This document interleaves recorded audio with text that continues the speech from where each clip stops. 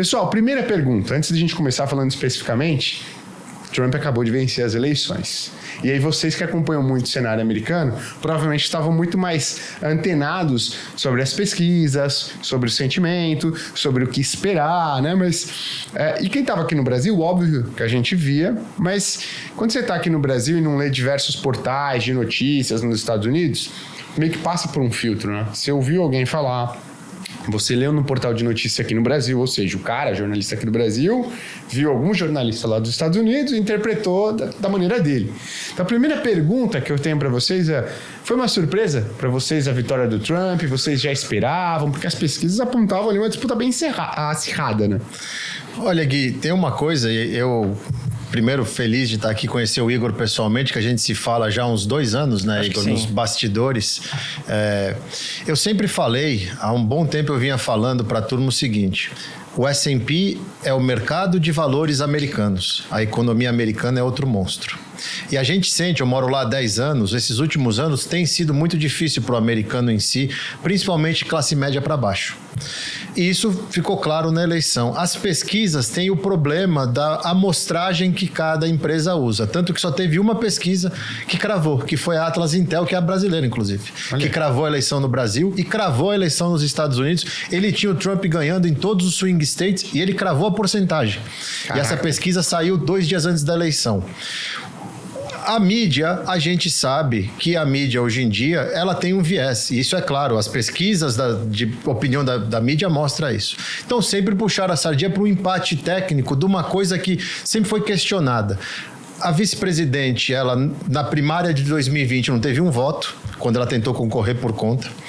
Durante os 3 anos e meio de governo, ela não fez nada relevante, sempre se escondeu. E algumas coisas que ela era responsável foram muito mal. Por exemplo, ela é chamada da czar da fronteira. E a gente está vendo o problema de imigração lá. E ficou muito esquisito quando ela assumiu o lugar do Biden na corrida, essa acelerada que deu para uma pessoa que, inclusive, não tem popularidade. O Trump pode ser bom ou ruim no julgamento das pessoas, mas todo mundo sabe quem é Donald Trump. A Kamala Harris, muita gente não conhecia. O Midwest americano mal sabia quem era ela. O rural americano mal sabia quem era ela. E ela fez esse trabalho para conseguir chegar com popularidade. Porém, sempre muito questionada na capacidade de gerir. Eu acho que essa eleição foi uma surpresa para quem não estava enxergando o que o americano estava querendo dizer há um bom tempo, que assim, as condições da economia americana não estão me deixando viver a vida que a América me dava. E isso ficou claro, porque a gente está vendo a democracia varreu o governo atual. O partido que está no poder, querendo ou não, tirando o gap de 4 anos do Trump, dos últimos 16, 12 anos, e que levou a economia americana a deixar o americano com o bolso apertado. Legal. Então, assim, foi uma surpresa, eu acho que foi uma surpresa o tamanho da vitória. Mas muita gente já tinha um tilt assim, vai ser apertado, mas em condições normais ele deve levar. A surpresa foi levar também Câmara e Senado. Ali a gente tinha muita dúvida que podia ser dividido. Legal. E aí eu vou perguntar, Igor, para você, porque o brasileiro, ele olha aqui, a gente sempre faz uma comparação relativa, né? Você tá ali no seu dia a dia, aí você fala, pô, será que eu tô com um salário legal? Aí você olha pro lado, tem um cara ganhando 2 vezes mais que você. Você fala, pô, ganho mal pra caramba. E às vezes você tá no 1% do Brasil, mas você tá olhando pro cara do lado, as pessoas ali no escritório, você ganha mais. Por que eu tô falando isso? Porque pro brasileiro, o americano, ele sempre olha pros Estados Unidos e fala, esses caras estão reclamando do quê, bicho? Os caras vivem bem pra caramba. Como assim? Nos últimos 10 anos, a classe média americana, ó, pra baixo, os caras estão vivendo mal. Mal tô eu aqui. Então, eu queria que você trouxesse essa percepção. E até, se você puder, né, citar indicadores e tudo mais. Como é que vinha a economia americana nesses últimos 10 anos? O que a gente pode olhar e falar assim, poxa, ó, a galera sentiu isso daqui, é taxa de desemprego, é perda do emprego de alto valor agregado, o que é que estava impactando, digamos, o dia a dia, a vida da população americana que talvez nós aqui no Brasil não estejamos observando? Tem um fenômeno que hoje acontece nos Estados Unidos e que também acontece no Brasil, é que mesmo com as taxas de inflação voltando ali para as metas dos bancos centrais e com a taxa de desemprego dos Estados Unidos e do Brasil em níveis baixos, a população não está contente. Tanto que os índices de confiança, os índices de aprovação do governo, mesmo num cenário macro que não é ruim, não está elevado. São índices péssimos.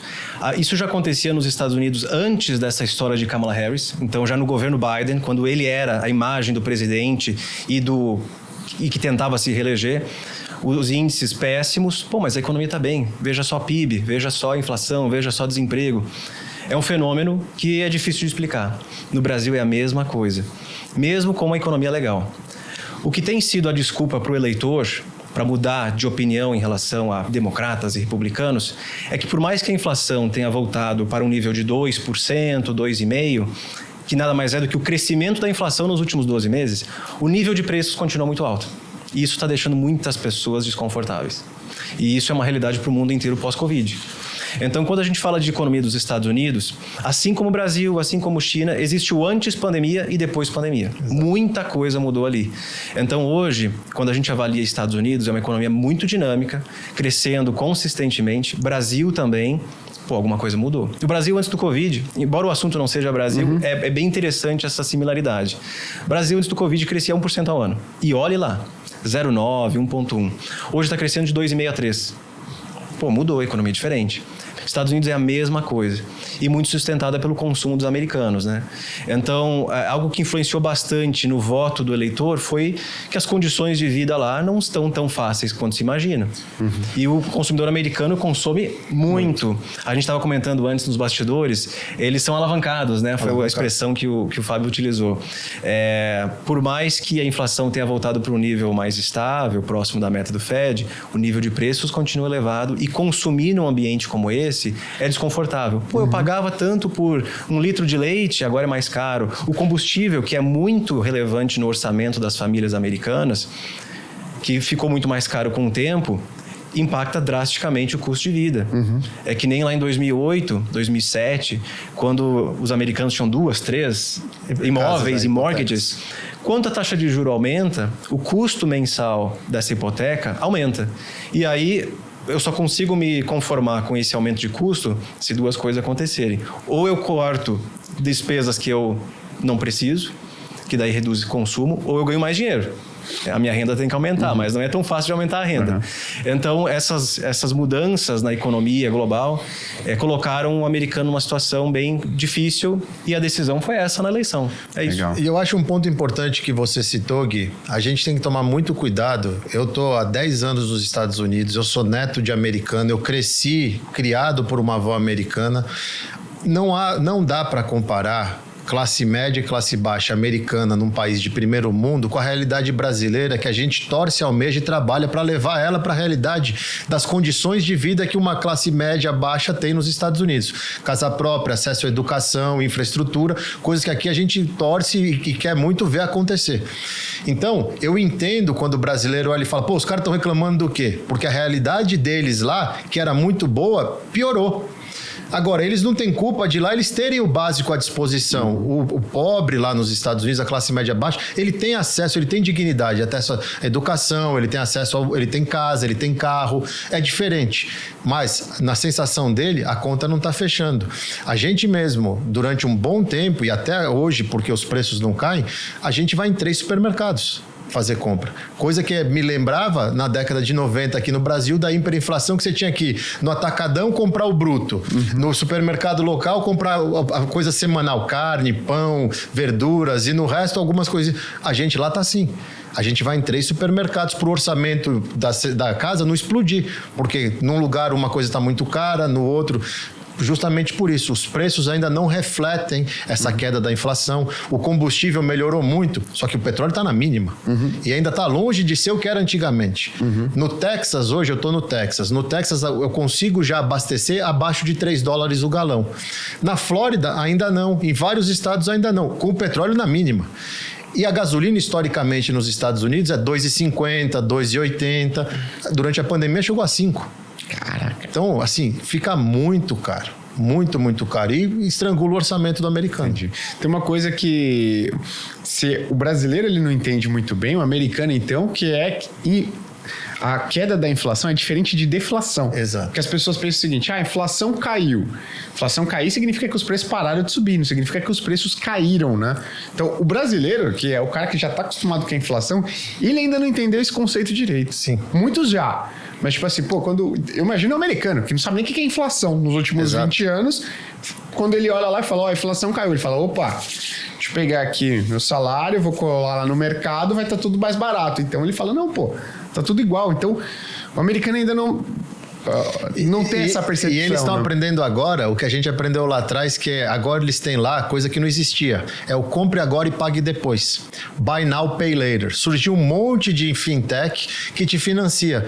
Não, você quer comprar esse bem, mas você não tem grana? Parcela. Eu vou te pagar uns juros aí de 6, 7, 8%. Lá é juros simples, a gente tem que deixar isso bem claro. O regime de juros nos Estados Unidos é juros simples, é juros sobre o principal, não é que nem aqui que você vai acumulando.